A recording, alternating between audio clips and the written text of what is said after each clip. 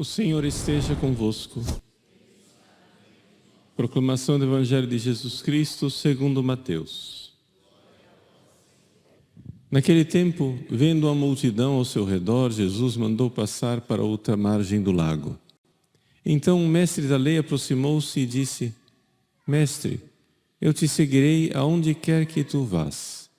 Jesus lhes respondeu: As raposas têm suas tocas, e as aves do céu têm seus ninhos, mas o Filho do Homem não tem onde reclinar a cabeça. Um outro dos discípulos disse a Jesus: Senhor, permite-me que primeiro eu vá sepultar o meu pai.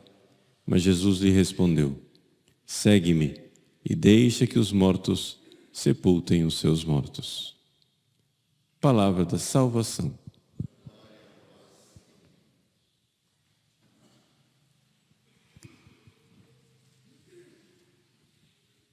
Meus queridos irmãos e irmãs, um dia depois do martírio de São Pedro e São Paulo, a Igreja celebra os outros mártires que morreram na mesma perseguição, a perseguição de Nero. São chamados de protomártires romanos, ou seja, os primeiros mártires de Roma. Como aconteceu esta perseguição na qual padeceram também São Pedro e São Paulo. Então, o contexto que eu vou contar aqui, a história que eu vou contar é a história do martírio de São Pedro e São Paulo, no fundo, é o mesmo ambiente histórico. Mas com eles morreram, não é, centenas de cristãos. Nós estamos no ano de 64 depois de Cristo. Então, são basicamente 30 anos, 31 anos, depois que Nosso Senhor subiu aos céus. E ali aconteceu um grande incêndio em Roma. Mas dizer incêndio é dizer pouco. Vamos contar. Quem era imperador? Nero. Nero, só para vocês terem ideia, morreu com 30 anos de idade. Então a gente pensa assim, Nero, imperador velho. Não, ele morreu com 30 anos de idade. E nessa época aqui, ele tinha 26 para 27 anos de idade. Nero teve um tempo de império e uma vida também conturbada. Primeiro, ele chegou a imperador por causa de sua mãe, Agripina, que era parente, né? Era tataraneta de César Augusto. Não de Augusto, imperador, Otaviano Augusto. E ela queria o poder. E era uma mulher muito manipuladora. Assim, pelo que a gente vê das coisas que ela é acusada de fazer, a mulher era mesmo, assim, psicopata, uma coisa meio maluca. E o Nero foi criado por uma tia que ele amava muito. Acontece que ela, manipulando as coisas, conseguiu que o filho se tornasse imperador. Como ela não conseguiu, porém, manipular Nero, para se manter no poder, não somente mandou matar a mãe, a própria mãe, como também alguns irmãos, que eram também concorrentes para serem imperadores. Isso nos assusta bastante. A gente diz assim, não, esse Nero era maluco. Veja, houve imperadores romanos que deram sinais claros de psicopatia, que eram meio doidos mesmo, né? Não parece que Nero fosse louco, né? Mal, sim. Louco, não. Por quê? Porque as coisas que são ditas contra ele são ditas por opositores que aumentavam um pouco e carregavam nos relatos. Então, as últimas pesquisas históricas mostram, para a desgraça do próprio Nero, que ele não era doido. Por que eu digo desgraça do próprio Nero? Porque é pior, né? Ou seja, doido pelo menos estava salvo, não é isso? O sujeito é doido, faz a coisa porque é maluco, então tá bom, é impossível, ele não tinha como fazer. Não, parece que a coisa, o homem não era doido, era bem responsável daquilo que estava fazendo. O que talvez corrobore a ideia de alguns exorcistas que atestam que em casos de possessões graves, etc., aparecem certos personagens históricos na possessão, como Judas, como Nero, né? Além de Satanás e outros demônios. Bom, deixemos essa parte dos exorcismos de lado. Nero, então, se manteve no poder como panem et circenses. A coisa é o seguinte, ele garantia trigo barato, pão para o povo e promovia espetáculos de diversão. A decadência moral de Roma, nessa época, era grande, muito grande. Para vocês terem ideia, um pouco antes do famoso incêndio, a respeito do qual nós vamos falar, um pouco antes desse famoso incêndio, Nero promoveu um circo naval em que navios ornamentados com ouro, com coisas preciosas, etc., etc., né, se apresentavam para o povo, e o povo na arquibancada vendo aqueles navios passarem, e nos navios orgias. Nessa ocasião, né, com prostituições e orgias, etc., o próprio Nero, que já estava na terceira esposa, né, o próprio Nero fez o seu casamento com um homem. Ou seja, fez um casamento e se casou com um homem. Eu não vou entrar aqui nos detalhes porque a coisa é bastante feia, para dizer o mínimo. Quem quiser ler, assim, os detalhes que estão escritos não são pornográficos, mas são desgostosos de se ouvir. Quem quiser ler isso, está lá nos Anais de Tácito, Anales de Tácitus, no capítulo 15. O que nos interessa é o que está nos Anais de Tácito, no capítulo 15, no livro 15, capítulo 44, que é a descrição da perseguição dos cristãos. Mas para chegar lá, vamos continuar a narrativa.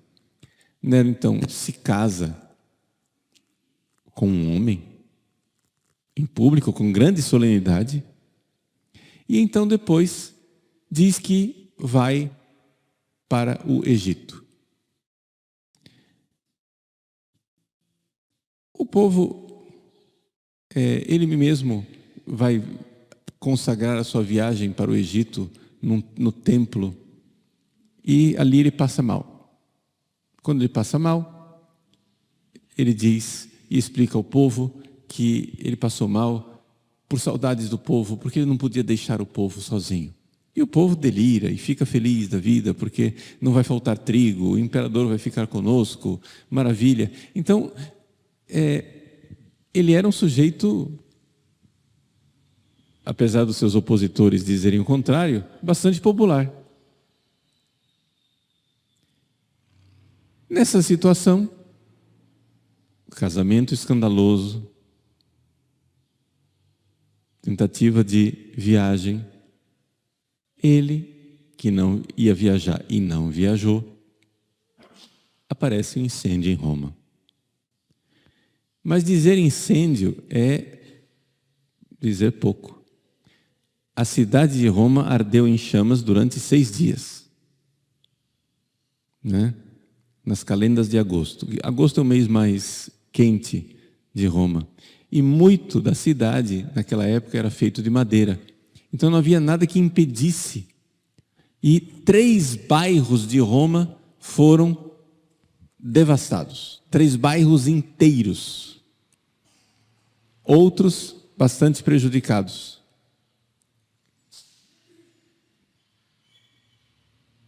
Surgiu depois uma história, né, que Nero teria mandado tocar fogo em Roma. E que ele era um psicopata louco que mandou tocar fogo em Roma, porque assim como Troia ardeu em chamas e Homero escreveu, né, um grande incêndio de Troia, que ele agora queria ser também um grande poeta e queria escrever o incêndio de Roma. E que ele estaria na sacada do seu palácio com a lira na mão, vendo o incêndio de Roma. Não parece ser verdade histórica que ele tenha causado o incêndio. O fato é que houve o boato de que ele causou o incêndio. E para se livrar do boato, apesar de ele não estava em Roma na época, voltou para Roma, tomou providências, acolheu as pessoas necessitadas nos seus próprios jardins, deu comida, etc, etc. Apesar de ele fazer de tudo para se livrar desse boato, o boato não descolava dele, de que ele tinha mandado pôr fogo em Roma. Bom, então, ergo, diz Tácito, abolendo rumori, ou seja, para dissipar as suspeitas, Nero procurou achar culpados e castigou com as penas mais horrorosas a certos homens que, já dantes odiados por seus crimes, o vulgo chamava cristãos. Ou seja, o povo de Roma já odiava os cristãos. Não foi Nero que inventou o ódio aos cristãos. O povo de Roma odiava os cristãos, né? Invisos, diz Tácito.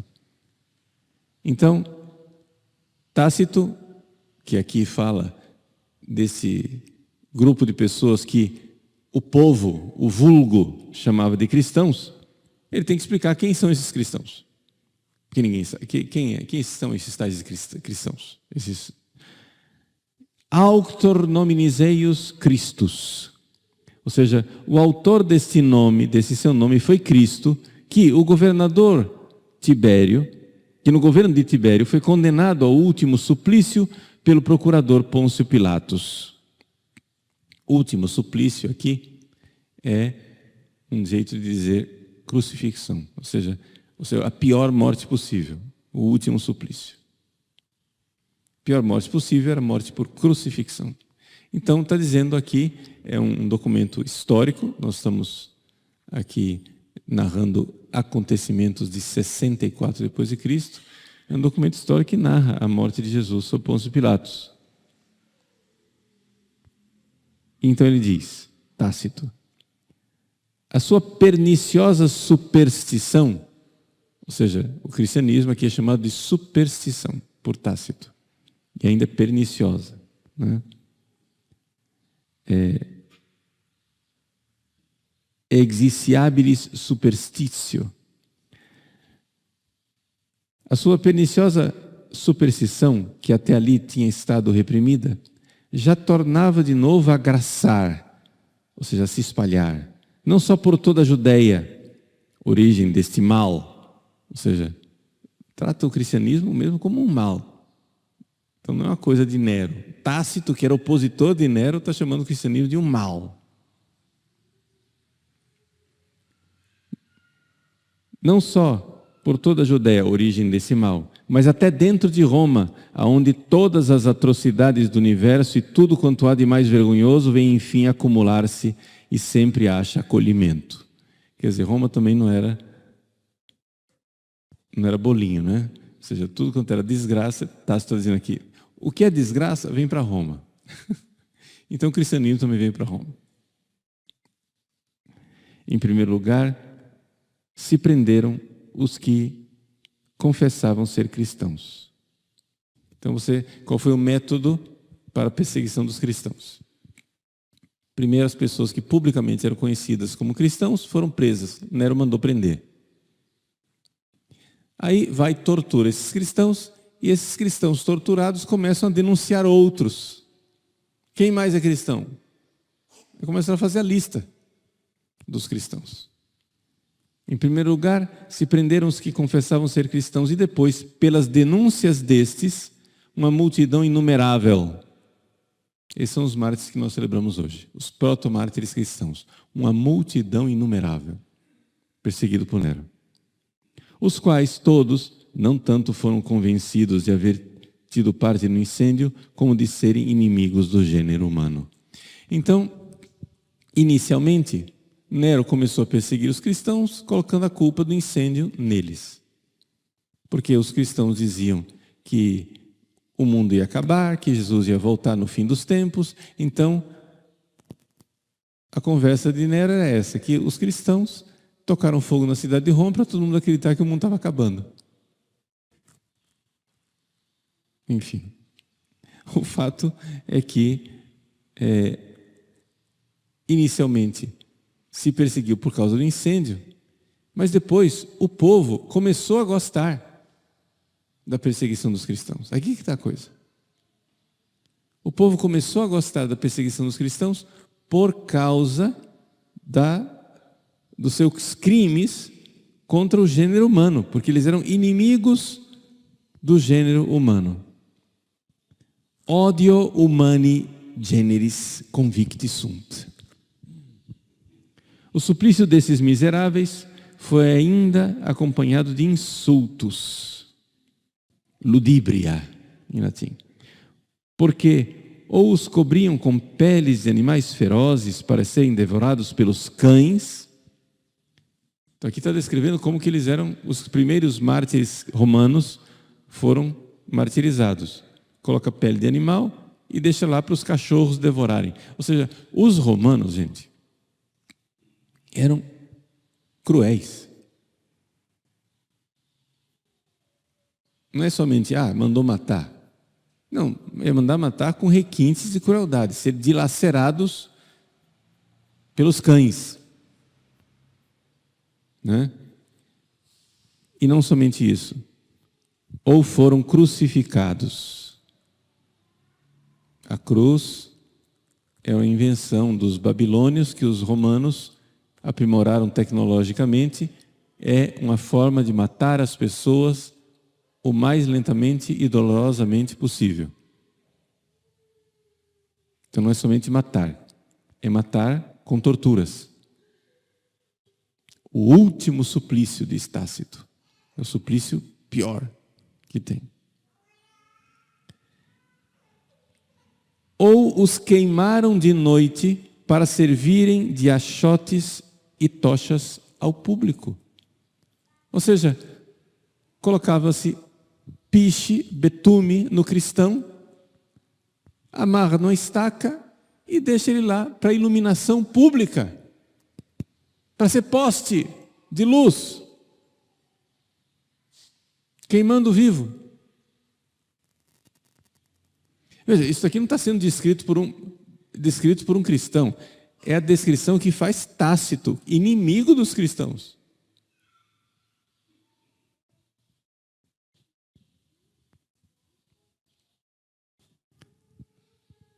Nero ofereceu os seus jardins para esse espetáculo e, ao mesmo tempo, dava os jogos do circo. Então, aqui uma noção de que, de fato, São Pedro foi crucificado no circo de Nero, né? Os jogos do circo. Nesses jogos do circo, não somente São Pedro foi lá, também crucificado de cabeça para baixo. Aqui nós já estamos no ano de 67, depois de Cristo. Como o próprio Nero, né, se travestia, se disfarçava de cocheiro, guiando carroças. Né? No meio daquela barbárie, no meio daquela crueldade toda de cristãos morrendo. Meus queridos, eu estou me delongando aqui na descrição da morte desses protomártires cristãos, porque tudo isso nos leva a enxergar a grandeza de São Pedro e São Paulo também. Sendo Roma a sociedade que era, sendo Roma a crueldade que era, São Pedro, movido pela caridade de Cristo, podia dizer, eu fico em casa. Né? Mas movido pela caridade de Cristo, ele vai a Roma.